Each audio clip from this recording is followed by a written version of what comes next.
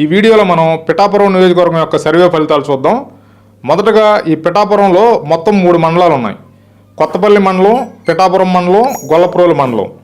మొత్తంగా దీంట్లో 2,30,000 ఓటర్లు ఉన్నారు. మొదటగా ఈ విశ్లేషణలోకి వెళ్లే ముందు ఒకసారి ఈ పిఠాపురం అభ్యర్థుల యొక్క గత చరిత్ర చూసుకుందాం. జనసేన పార్టీ నుంచి పవన్ కళ్యాణ్ అంటే జనసేన అధ్యక్షుడు పవన్ కళ్యాణ్ ఇక్కడ నుంచి పోటీ చేస్తున్నారు.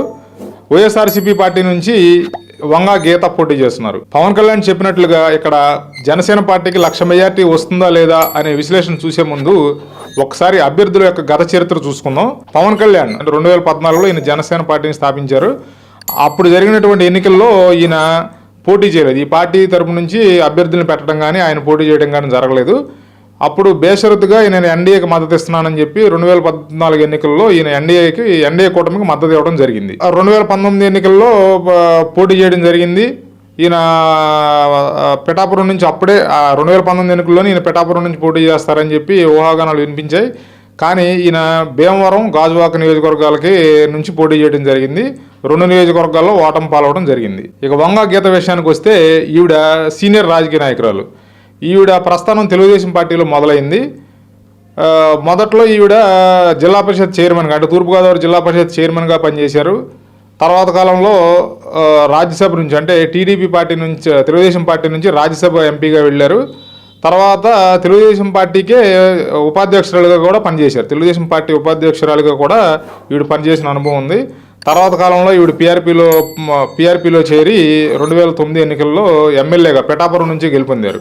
అంటే గతంలో ఈ ఎన్నికల కన్నా ముందుగానే ఆవిడ పిఠాపురం నియోజకవర్గం నుంచి ఇండిపెండెంట్ అభ్యర్థిగా కూడా పోటీ చేయడం జరిగింది. ఆ ఎన్నికల్లో ఆవిడ ఓటమి పాలవడం కూడా జరిగింది. అంటే ఈవిడికి పిఠాపురం నియోజకవర్గం మీద పూర్తి పట్టు ఉన్నట్లుగా మనం ఇక్కడ భావించాలి. అంటే పీఆర్పీ పార్టీని కాంగ్రెస్లో మెర్జ్ చేసిన తర్వాత ఈవిడ కాంగ్రెస్ మెంబర్గా మారడం జరిగింది. తర్వాత కాలంలో ఈవిడ వైఎస్ఆర్సీపీలో చేరి కాకినాడ ఎంపీగా 2019 ఎన్నికల్లో గెలుపొందడం జరిగింది. ఇక ఇప్పుడు ఈ ఎన్నికల విషయానికి వస్తే పవన్ కళ్యాణ్ పిఠాపురం నుంచి పోటీ చేస్తున్నాడని ఊహాగానాలు మొదలైన వెంటనే ఈవిడిని పవన్ కళ్యాణ్ అభ్యర్థిత్వం ఖరారు కాకముందే ఈవిడిని వైఎస్ఆర్సీపీ ప్రకటించడం జరిగింది పిఠాపురం నుంచి. అంటే ముందుగానే పవన్ కళ్యాణ్ ఇక్కడ నుంచి పోటీ చేసే అవకాశాలు ఉన్నాయని చెప్పి ఈ మహిళ కట్టి పోటీ ఇవ్వగలుగుతుంది పవన్ కళ్యాణ్కి అని చెప్పి ముందుగానే అక్కడ పెండం దొరబాబుని కాదని, సిట్టింగ్ ఎమ్మెల్యే పెండం దొరబాబుని కాదని ఈవిడికి అక్కడ సీట్ ఇవ్వడం జరిగింది. తర్వాత కాలంలో ఈవిడ అక్కడ నుంచి పోటీ చేస్తానని చెప్పి ఆవిడ క్యాంపెయినింగ్ మొదలెట్టారు. తర్వాత పవన్ కళ్యాణ్ కూడా పిఠాపురం నుంచి పోటీ చేస్తారని చెప్పి ఒక క్లారిటీ రావడం జరిగింది. ఇప్పుడు ప్రస్తుతం ఆయన పిఠాపురం నుంచి పోటీ చేస్తున్నారు. అంటే అక్కడ పిఠాపురం చేరుకున్నారు. ఆయన అక్కడ ఇల్లు తీసుకోవడం, అక్కడ ప్రచార కార్యక్రమాలు మొదలు పెట్టడం, ఇవన్నీ మనం రోజు వార్తల్లో చూస్తూనే ఉన్నాం. ఇప్పుడు పవన్ కళ్యాణ్ చెప్పినట్టు 1,00,000 మెజారిటీ వస్తుందా రాదా, అంటే వంగా గీత పవన్ కళ్యాణ్కి పోటీ ఇవ్వగలదా లేదా అనేది ఒక విశ్లేషణ చూద్దాం. ఈ నియోజకవర్గంలో 2,30,000 ఓట్ల పైగా ఓటర్లు ఉన్నారు. ఎక్కువగా అంటే అధికంగా ఈ 2,30,000 ఓట్లలో ఎక్కువగా అధిక శాతంలో కాపుల ఓట్లే ఉన్నాయి. అయినప్పటికీ ఇద్దరు కాపు సామాజిక వర్గానికి చెందిన వాళ్ళే అవడం వల్ల కాపు ఓట్లన్నీ పవన్ కళ్యాణ్కే పడతాయా లేదా అనే ఒక డౌట్ అనేది జనరల్గా మనకు కలుగుతుంది. కానీ ఇక్కడ కాపుల ఓట్లు పవన్ కళ్యాణ్కి ర్యాలీ అవుతున్నట్లుగా మేము అక్కడ ప్రజలతో మాట్లాడినప్పుడు అక్కడ యూత్తో మాట్లాడినప్పుడు కానీ అక్కడ జనసేన పార్టీ కార్యకర్తలతో మాట్లాడినప్పుడు కానీ మాకు తెలిసిన విషయం ఏంటంటే కాపుల ఓట్లు పూర్తిగా వంగాగీత వైపు కాకుండా పవన్ కళ్యాణ్ వైపుకే ర్యాలీ అవుతున్నట్లుగా అర్థమవుతుంది. అయినప్పటికీ ఇక్కడ తెలుగుదేశం పార్టీ నుంచి వర్మ టికెట్ ఆశించారు. మొదట్లో ఆయన అసమ్మతి రాగా వినిపించారు. కానీ చంద్రబాబు నాయుడుతో కలిసిన తర్వాత చంద్రబాబు నాయుడు ఏదో హామీ ఇచ్చిన తర్వాత ఏదో ఎమ్మెల్సీ హామీ ఇచ్చారు నాకు, కాబట్టి నేను పవన్ కళ్యాణ్కి సపోర్ట్ చేస్తానని చెప్పి ఆయన ప్రకటించి పవన్ కళ్యాణ్తో పాటు తిరుగుతున్నారు. పవన్ కళ్యాణ్తో పాటు క్యాంపెయినింగ్లో పాల్గొంటున్నారు.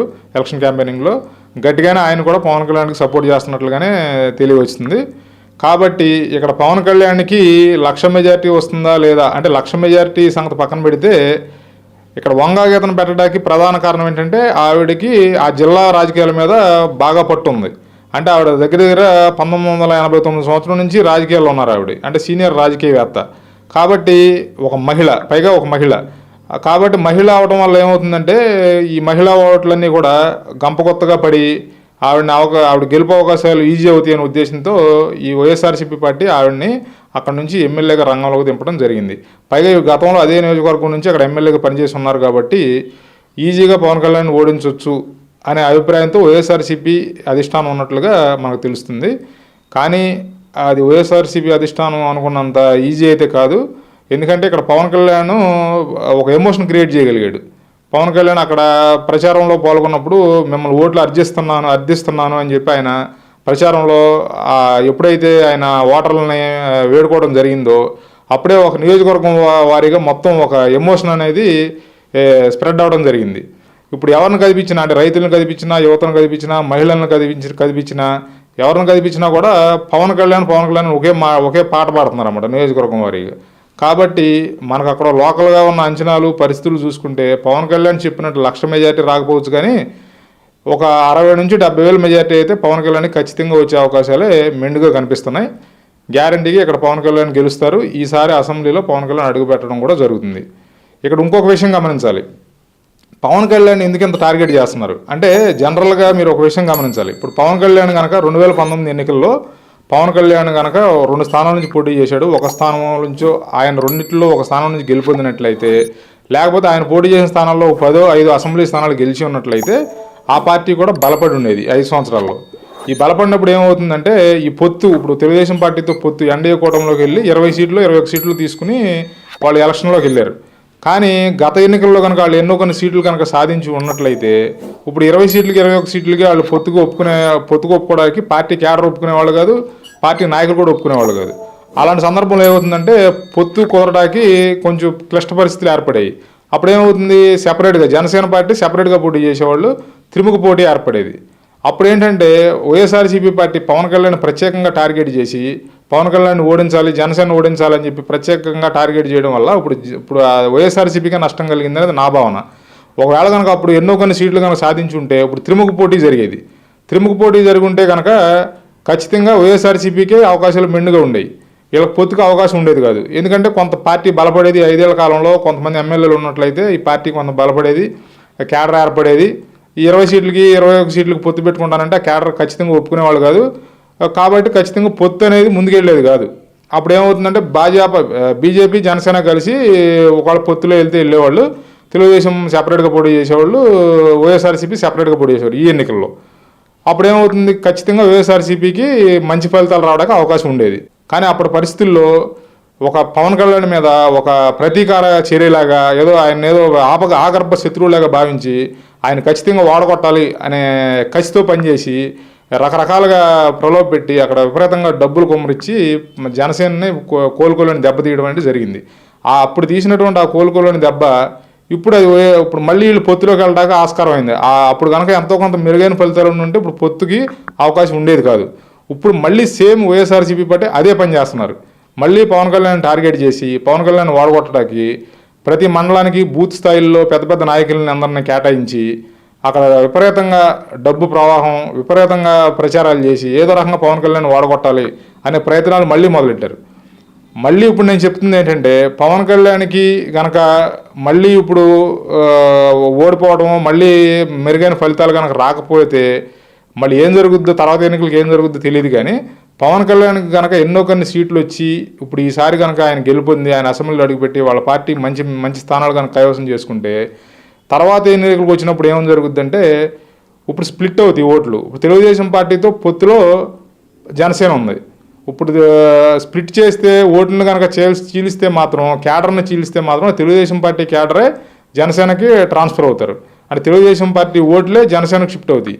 అంటే కాంగ్రెస్ పార్టీ ఓటు బ్యాంక్, అంటే వైఎస్ఆర్సీపీ ఓటు బ్యాంక్ అయినా కాంగ్రెస్ ఓటు బ్యాంక్ అయినా అది ఎప్పుడు పర్మనెంట్గా ఉంటుంది. కాంగ్రెస్ పార్టీ ఓటు బ్యాంకే వైఎస్ఆర్సీపీకి ట్రాన్స్ఫర్ అయింది. అంటే కొత్తగా జగన్మోహన్ రెడ్డి కంటూ ఓటు బ్యాంక్ అనేది ఏం లేదు. కాంగ్రెస్ ఓటు బ్యాంక్ మొత్తాన్ని జగన్మోహన్ రెడ్డి క్యాప్చర్ చేయగలిగాడు.